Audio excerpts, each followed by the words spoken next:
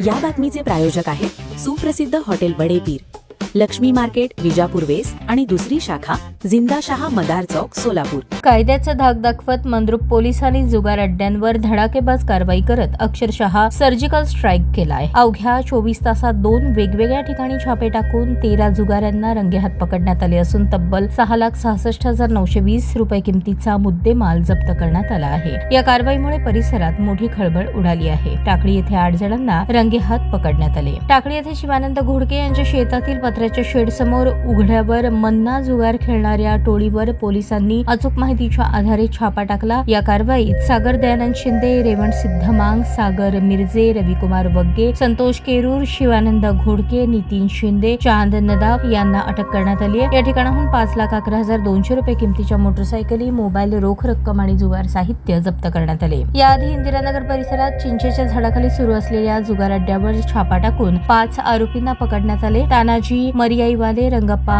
मर्याईवाले, रेवण सिद्ध कांबळे, पुतळाप्पा कांबळे, अशोक कांबळे यांना अटक करण्यात आली। 1,55,720 रुपयांचा मुद्देमाल या कारवाईत जप्त करण्यात आला। दोन्ही प्रकरणांमध्ये महाराष्ट्र जुगार प्रतिबंधक अधिनियम 1887 च्या कलम 12 अन्वये गुन्हे दाखल करण्यात आले आहेत। ही कारवाई जिल्हा पोलीस अधीक्षक अतुल कुलकर्णी, अप्पर पोलीस अधीक्षक प्रीतम यावलकर, उपविभागीय पोलीस अधिकारी संकेत देवळेकर यांच्या मार्गदर्शनाखाली पोलीस निरीक्षक शंकर पटवारी यांच्या नेतृत्वाखाली पार पडली। पोलीस पथकाने अत्यंत नियोजनबद्ध पद्धतीने ही धडक मोहीम राबवली। ताज्या बातम्या पाहण्यासाठी प्राईम महाराष्ट्र न्यूज चॅनलला सबस्क्राईब करा।